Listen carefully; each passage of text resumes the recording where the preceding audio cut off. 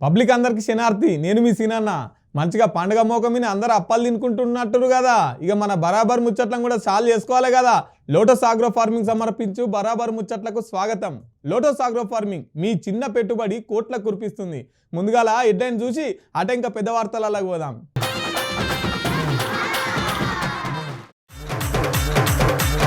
బర్రె దొరకబట్టింది బడివెగాళ్లను పోలీసులు తీస్తామంటారు అలా మైలపోలును లెక్కలు కడుతున్నా హరీష్ అన్న మరి ఇప్పుడెందుకు యాదికొస్తుందో ఎరికేనా మంచి ఎత్తే కొలుత్తాం లేదంటే కూలుత్తాం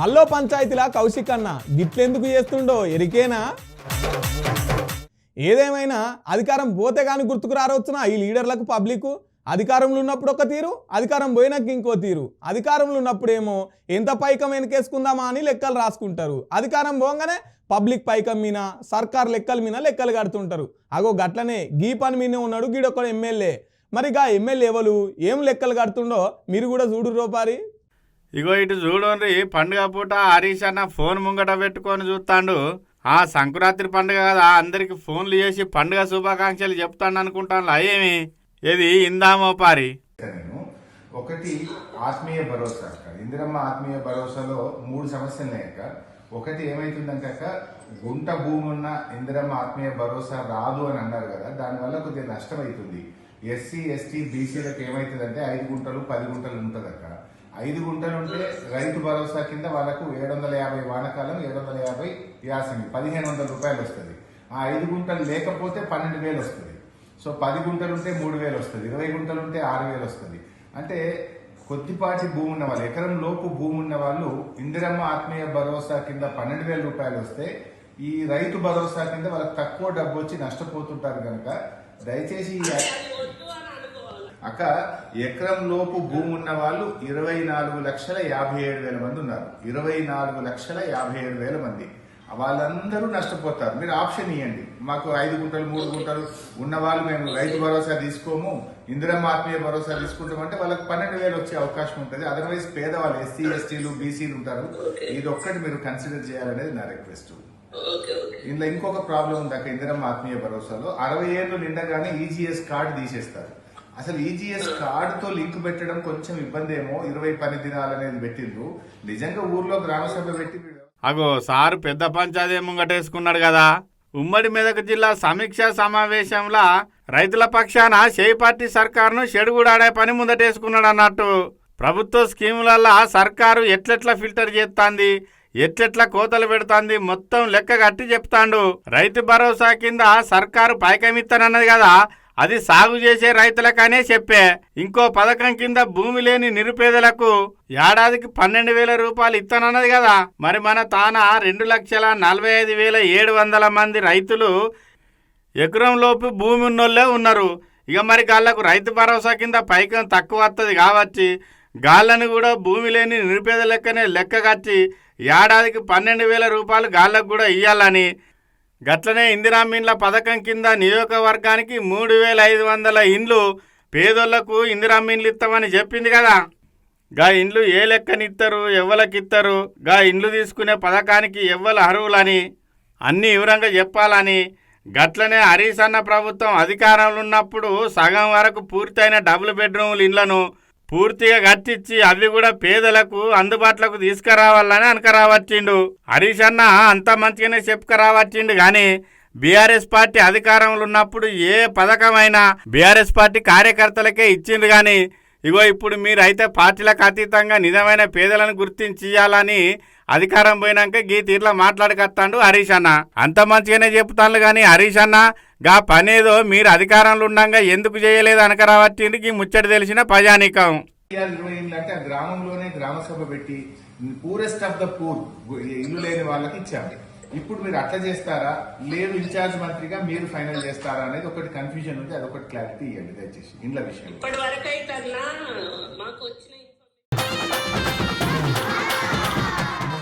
ఎక్కడ మనసులు ఏం మనసులు రా నాయన వీళ్ళకి రోగాలు పుట్ట ఆడోళ్ళని చూస్తే చాలు వయసుతోని సంబంధం లేకుండా గాడిదలు లెక్కనే ఎంట వాడుతున్నారు ఎన్ని చట్టాలు వచ్చినా ఎంతమందికి శిక్షలు పడ్డా ఈ బడివెగాలకైతే భయం వస్తలేదులా. ఇగో గీడ కూడా మతి స్థిమితం లేని ఓ బుజ్జిని ఎట్లా ఖరాబ్ చేసిర్రో మరి గాళ్ళు ఎట్లా దొరికిర్రో చూడుర్రి.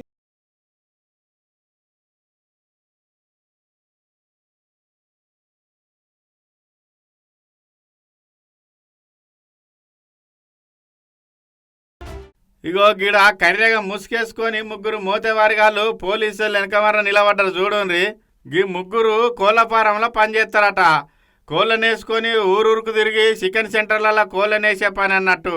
ఇక గట్లనే ఊరూరు తిరుక్కుంటా ఊర్లలో ఉన్న చికెన్ సెంటర్లలో కోళ్ళను వేసుకుంటా మెదక్ జిల్లా చేగుంట దగ్గర ఉన్న రామంతపురం ఊళ్ళో కూడా చికెన్ సెంటర్లో కోళ్ళు వేసేందుకు పోయినరట.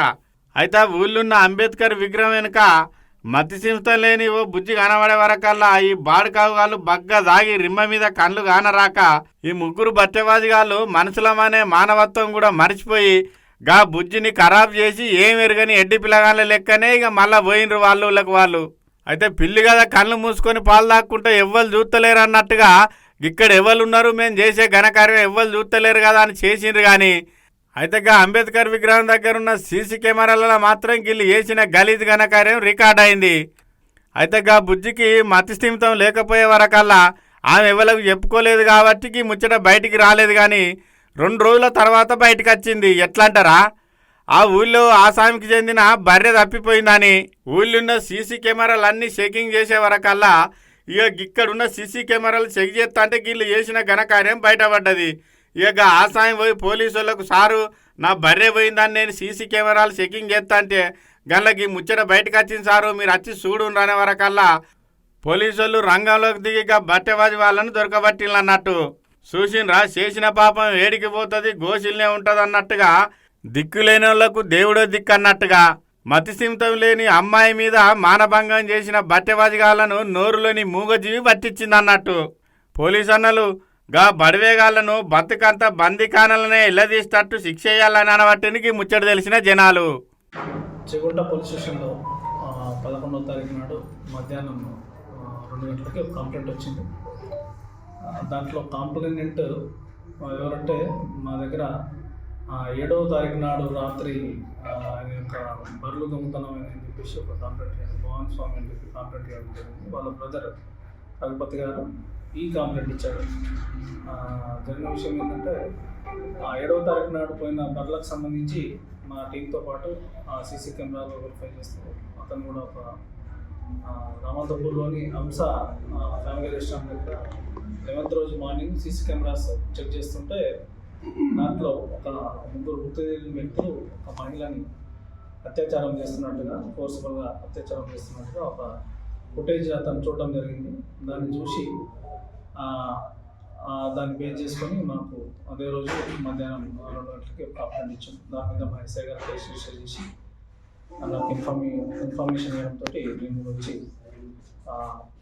దానికి సంబంధించిన ఇన్వెస్టిగేషన్ తీసుకొని దాంట్లో ఇన్వెస్టిగేషన్ చేసి సీసీ ఫుటేజ్ అన్ని మిగతా సీసీ ఫుటేజ్ కూడా అంత వెరిఫై చేసి మిగతా ఎవిడెన్స్ కూడా అంత కలెక్ట్ చేసిన తర్వాత నేరస్తులను నిన్న రాత్రి పట్టుకోవడం జరిగింది.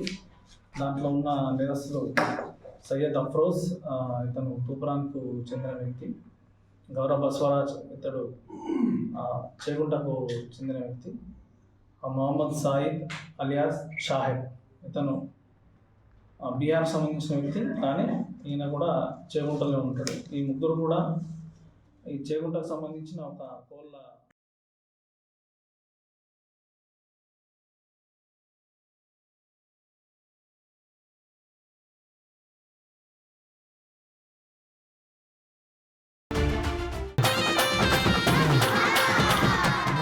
కొత్తగా కొలుకెక్కినోడు పొద్దుగ్రామ ఆఫీసులే వాడినట్టు గిడో తాన యాలపాల లేకుండా పాడరా గోపాలం అన్నట్టు పొద్దుగా లేస్తే చాలు పంచాలు ముంగటేసుకునే పని మీద పడ్డాడు గిడో ఎమ్మెల్యే. మరి గినే ఎమ్మెల్యే అనుకుంటుండో పంచాయతీలలో పెద్ద మనిషి అనుకుంటుండో మరి గంతగానం ఎందుకు చెప్తున్నావు? మరి గా మూతవారు ఎవరు ఎమ్మెల్యే అని అంటారా? గా కయ్యాల రెడ్డి కథ ఏందో మీరు కూడా చూడురి.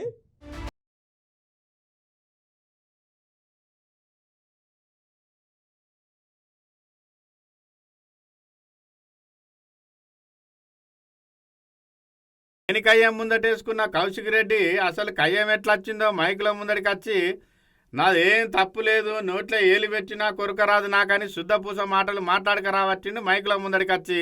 అప్పుడేమో అరకెప్పుడు గాంధీ అటెంకా పోలీస్ స్టేషన్లో ఎస్ఐ సార్తోని దళిత బంధు ఇత్తలేరని డప్పేసుకొని దండోరేసి నన్ను చంపజూస్తానని దావకాన్ల బెడ్ మీద వండి బోరున మొత్తుకోనే. ఇప్పుడు ఏం పంచాయతీ ముందటేసుకున్నాడో ఆయన నోటితో ఆయనే చెప్తాడు. ఇనులో పారి కౌశిక్ రెడ్డి సంజయ్ మీద దాడి చేసిరని పోతా ఉంది. ఫస్ట్ నేను క్లారిటీ ఇవ్వదలుచుకున్నా, సంజయ్ నా మీద దాడి చేసిండు తప్పితే నేను సంజయ్ మీద దాడి చెయ్యలేదు. జగిత్యాల సంజయ్ గారు ఏమన్నారంటే నా పక్కన కూర్చొని ఇప్పుడు మీ బీఆర్ఎస్ పార్టీ బట్టలు ఎట్లిపుతున్నా చూడు అని నాతో అన్నాడు. అన్న తర్వాత నేను నువ్వు మైక్ ఇచ్చిన తర్వాత అసలు ఈయన ఏ పార్టీతోని మైక్ ఇచ్చిర్రు, ఈయనకు అసలు ఏం సంబంధం, ఈయన ఏ పార్టీ అని నేను అడిగినప్పుడు ఈడ చూడొచ్చు మొట్టమొదటిగా సంజయ్ గారు నా ఛాతి మీద చేయబెట్టి నా మీద ఎట్లా దాడి చేస్తున్నారో మొత్తం మీరు ఈ ఫోటోలో చూడొచ్చు. దీంతో పాటు మీకు ఒక చిన్న 1 మినిట్ వీడియో క్లిప్ చూపిస్తా.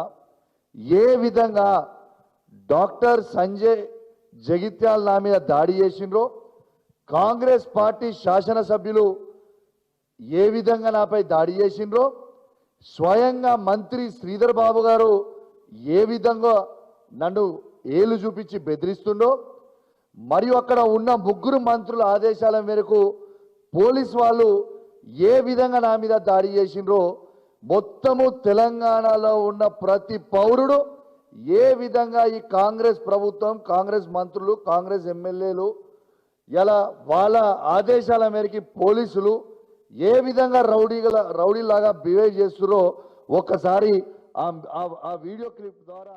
మొన్న ఉమ్మడి కరీంనగర్ జిల్లా సర్వసభ్య సమావేశం జరుగుతుంటే Jagtial MLA doctor Sanjay Kumar sir Kaushik Reddy పక్కకే కూర్చున్నాడట.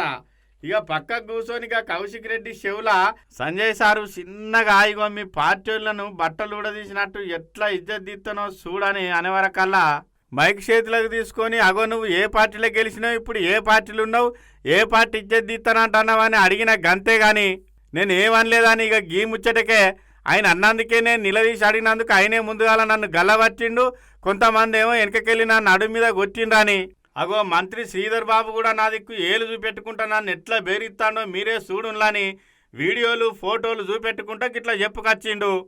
రక్షణ కల్పించాల్సిన పోలీసులు కూడా మంత్రుల మాటిని నా మీద దాడి జరుగుతుంటే ఆపలేదు కానీ మీదికెళ్ళి నన్నే గుంజుకపోయినరాని పాపం ఏం తెలియని ఎడ్డి పిల్లగాని లెక్కనే చెప్తాడు కౌశిక్ రెడ్డి.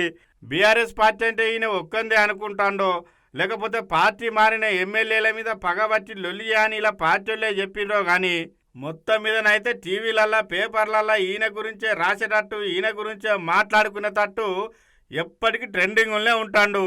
హుజురాబాద్ ప్రజలారా నా గుండె అలసిపోయింది, ఈ గుండె మీకోసమే కొట్టుకుంటుందని హుజురాబాద్ ప్రజలను మోసం చేసి గెలిచినాక వాళ్ళకు పావుల పైసల పని అయితే చేయలేదు కానీ కయ్యానికైతే బగ్గనే కాలు దువ్వుతాడని గీ కౌశిక్ రెడ్డి తీరు చూసిన బీఆర్ఎస్ పార్టీ మేధావులు అనుకుంటాను. ఇక గీ కౌశిక్ రెడ్డి తీరు మారకుండా గిట్లనే ఉంటే గీనని చూసి ఇంకోళ్ళు కూడా గిట్లనే తయారైతే మొన్న జరిగిన ఎంపీ ఓట్లల్లా గుండు సున్నచ్చినట్టుగానే రాబోయే సర్పంచ్ ఓట్లలో కూడా బీఆర్ఎస్ పార్టీ బొక్క బోర్ల వరుడే అవుతుందని గుసగుస పెట్టుకుంటాను.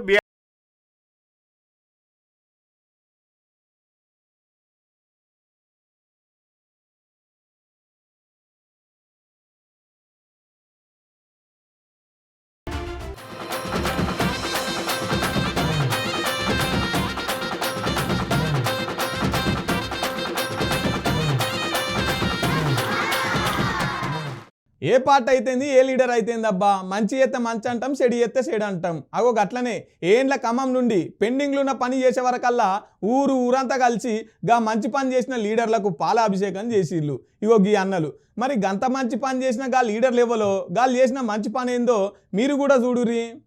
అగో ఇక్కడ కొంతమంది రైతులు ఎవరో ఫోటోలు పెట్టి పాలాభిషేకం చేస్తాను. ఎవలే కావచ్చా ఫోటోలు? అగో ముఖ్యమంత్రి చంద్రాల సార్ ఫోటో ఉన్నది కదా, ఇగో ఇటు మొకాన చూస్తేనేమో చిన్న సీఎం పవనాల సార్ ఫోటో ఉన్నది.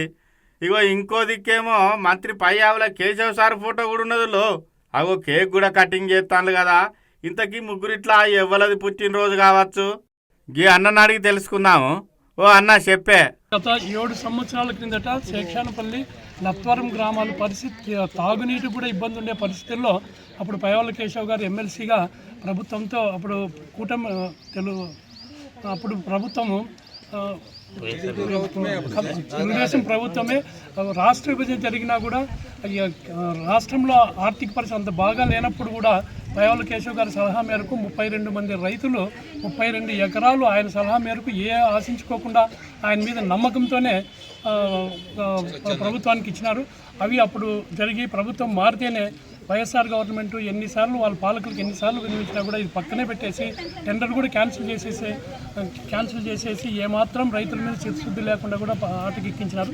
దాన్ని మళ్ళీ మహాకూటమి ప్రభుత్వం వస్తేనే చంద్రబాబు గారి నాయకత్వంలో పైవాళ్ళ కేశవ్ గారు ఆర్థిక శాఖ మంత్రులు కూడా దాని మీద చొరవ తీసుకొని ఈ రైతుల ఇబ్బందుల్ని తీర్చి ఈ గ్రామాలకు నీళ్ళు ఇవ్వాలనే ఉద్దేశంతోనే ఆయన ఈ పని. అగో ఇన్నరు కదా గదన్నట్టు ముచ్చట. తెలంగాణ ఆంధ్ర ఇడిపోయినాక కొన్ని భూములకు సాగునీళ్లు తీసుకురావాలని కాలువలు దవ్వేతందుకు అప్పటి తెలుగుదేశం సర్కారు రైతుల దగ్గర 26 మంది రైతుల దగ్గర నుంచి 42 ఎకరాల భూమిని కెనాల్ కాలువ దవ్వేతందుకని భూములు తీసుకున్నది సర్కారు. అప్పటికి రాష్ట్రం ఏర్పడి కొద్ది రోజులే అవుతుంది కాబట్టి భూములు ఇచ్చిన రైతులు పరిహారం కింద పైకం కోసం కొన్ని రోజులు ఓపిక పట్టినట్టు.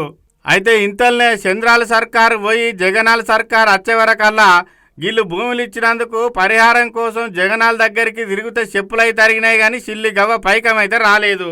అయితే కాలం కలిసి వచ్చి మళ్ళా కూటమి సర్కారు అధికారంలోకి వచ్చి చంద్రాల సారే ముఖ్యమంత్రి సీట్లకు కూర్చున్నాడు కాబట్టి గా పయ్యావుల కేశవ్ సారికి ముచ్చటను చంద్రాల సారు దృష్టికి తీసుకుపోయే వరకల్లా ఊరిని కాలువలు తవ్వకపాయే, భూములు ఇచ్చిన రైతులకు పరిహారం ఇవ్వకపాయే, జగనాల సర్కారు గీ తీర్ల రైతులను గోసబెట్టిందని చంద్రాల సార్ వెంటనే స్పందించి గా రైతులకు భూములు ఇచ్చినందుకు నష్టపరిహారం కింద పైసలు ఇచ్చి ఆ పంట పొలాలకు నీళ్లు కూడా తీసుకొచ్చిండులా.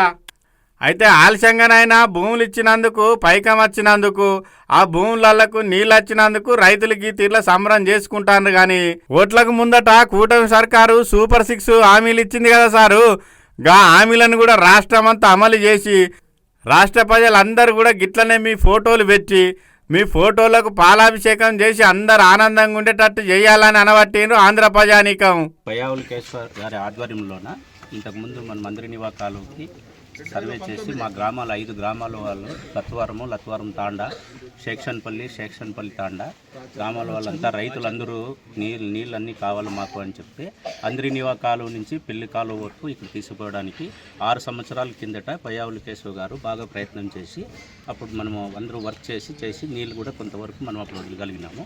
తర్వాత మన గవర్నమెంట్ పోయిన తర్వాత 5 సంవత్సరాలు వైఎస్ఆర్ గవర్నమెంట్ వచ్చిన తర్వాత అసలు నీళ్లు వదులుకోగా అసలు రైతులకి కాంపెన్సేషన్ కూడా ఎక్కడ కూడా ఇవ్వకోకుండా అసలు 5 సంవత్సరాలు అట్లే దొబ్బినారు. మనం చాలా తూర్లు ప్రయత్నం చేసినాము. మా రైతుల తరపున అందరూ కూడా పోయి విశ్వేశ్వరరెడ్డి గారిని అందరినీ కూడా కలిస్తే కూడా మా పని కాలేదు.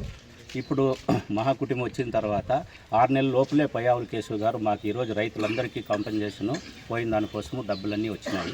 అందుకని మన పయ్యావుల కేశవ్ తరఫున ఈరోజు అందరూ బాగా సంతోషంగా ఉన్నాము. మా రైతులు మేము ముందుకు కూడా మా గ్రామాలకి ఇప్పుడు 5 గ్రామాలకి నీళ్లు ముందుకు కూడా పోయి మాకు సస్యశ్యామలంగా అవుతుందనే నమ్మకము ఈ గవర్నమెంట్ మీద కూడా మాకు బాగా నమ్మకం ఉంది. రైతులకు కూడా మంచి పనులు అవుతాయని అందుకోసమని మేము పయ్యావుల కేశవ్ గారికి ప్రత్యేకంగా కృతజ్ఞతలు తెలుపుతూ ఇలా చంద్రబాబు నాయుడు గారికి కూడా కృతజ్ఞతలు తెలుపుతున్నాం మా గ్రామం తరఫున. ఇగో మీకోసం కొన్ని వైరల్ ముచ్చట్లు కూడా తీసుకొచ్చినా అవి కూడా చూసేయి.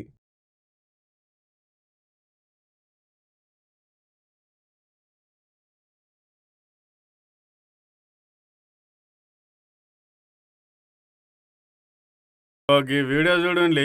ఒక బుజ్జి ఆటో డ్రైవర్ అన్నను మీద పడి పిడి కుద్దుతుంది కదా. అబ్బా ఏమో కొట్టుడు కొడుతుంది జుట్టు పట్టి. అగో ఇటు నుంచి అటు ఇటు కుదేసుకుంటా ఏమో కుమ్ముతుంది. ఇంతకీ బుజ్జి గంతగానే గరమై గా అన్నను గావు పట్టే అంత గాయ ఎందుకు చేస్తుంది అనుకుంటానులా. గా అన్న ఆటోలకి బుజ్జి వచ్చి దిగేటప్పుడు ఇచ్చే పైసల కంటే ఎక్కువ పైకం అడిగిండట. నీకు ఇచ్చే కాడికి ఇస్తా కానీ నన్ను పైకం ఎట్లెట్లా ఎక్కువ అడుగుతావు తాత కొడుకు అని తన్నుడు పట్టి పెట్టింది అన్నట్టు. ఈ ఆటో డ్రైవర్ అన్నది కూడా ఏం బుద్ధి అన్నట్టు కిరాయి మాట్లాడుకున్న కాడికి తీసుకోవాలి కానీ ఎక్కువ పైకం ఎందుకు అడగాలి చెప్పు. ఇప్పుడు ఆడపిల్లతో తనల పడతా అంటే ఇజ్జతి పోవట్టే బజార్లా. ఏదో పాపం ఎక్కువ అడిగితే అడగవచ్చు, అడిగినంత మాత్రాన ఉంటేనే ఇయ్యాలే లేకపోతే లేవు బాబా అని చెప్తే అయిపోయే కథకు గట్ల మీద పడి జుట్టు అందుకొని యమసంపుడు గంత మనం కొట్టుడు కరెక్ట్ కదా అని కొంతమంది కామెంట్లు పెడతాంటే ఇక కొంతమంది ఏమో ఆటో డ్రైవర్కు మద్దతుగా కామెంట్లు పెడతాండ్రు. ఇంతకీ ముచ్చట ఎక్కడ జరిగిందంటే ఉత్తరప్రదేశ్లో ఉన్న మీర్జాపూర్లో జరిగిందట. ఇక ఈ వీడియో సోషల్ మీడియాలో గిరగిర చక్కర్లు కొట్టి బగ్గా వైరల్ అయ్యే వరకల్లా మీర్జాపూర్ పోలీసు వాళ్ళు కేసు కూడా నమోదు చేసిండ్రట. ఇక ఈ ముచ్చట మీరు కూడా చూస్తారు కదా అని బరాబర్ ముచ్చట్లకు పట్టుకొచ్చినాం అన్నట్టు. देखो मैडम बोले मेरी बात हम कुछ नहीं कहे हैं आप और एक लोग और था वो कहाँ गया इनके साथ उसको मिला दो हम कुछ कहे ही नहीं थोड़ा इसको पकड़िए दो उसको हेयर क्या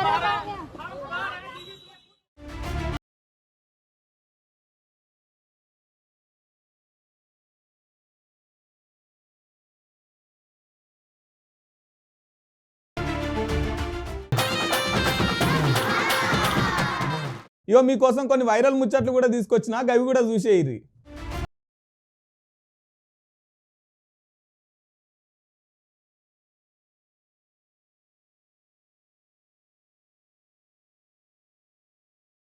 రైల్వే ట్రాక్ మీద ఏమన్నా మూగజీవాలు గొర్రెలు బర్రెలు ఎడ్లు ఏమన్నా వస్తే అయ్యో రైలు వస్తే ఇవి చచ్చిపోతాయని చెప్పి వాటిని చూసిన వాళ్ళు ఏం చేస్తారులా ఓ కట్టె పట్టుకొని రైలు రాకముందే వాటిని దూరంకి ఎదుగుతారు కదా. గట్లనే ఈ అన్న కూడా రైల్వే ట్రాక్ మీద అడ్డం వచ్చిన ఒక జంతువుని గెదుముతాడు చూడులా. చూసిండ్రా? మీ అనుమానం కరెక్టే, అది సింహమే అయిన మనిషే కట్టె పట్టుకొని దాన్ని గెదుముతాడు. అయితే ఈ ముచ్చట ఎక్కడ జరిగిందంటే గుజరాత్లున్న భవనగర్లో అనే రైల్వే ట్రాక్ మీదకి సింహం పోతాంచే ఫారెస్ట్ గార్డు దాన్ని ధరిమిండ్రు అన్నట్టు. గా వీడియో ఇప్పుడు సోషల్ మీడియాలో మస్తు గిరగిర చక్కర్లు కొట్టుకుంటా వైరల్ అయ్యే వరకల్లా మన బరాబర్ ముచ్చట్ల మీకోసం కూడా చూపెడదామని పట్టుకొచ్చినాం అన్నట్టు. కానీ అడిగా మనం పెంచుకున్న కుక్కే 2 సార్లు గై గై అని మురుగుతే చుచ్చుపడుతుంది. గసొంటిది సింహాన్నే పిల్లిని గెదినట్టు గెదుముతాడంటే మరి ఈయన ధైర్యం ఏంది కావచ్చులా.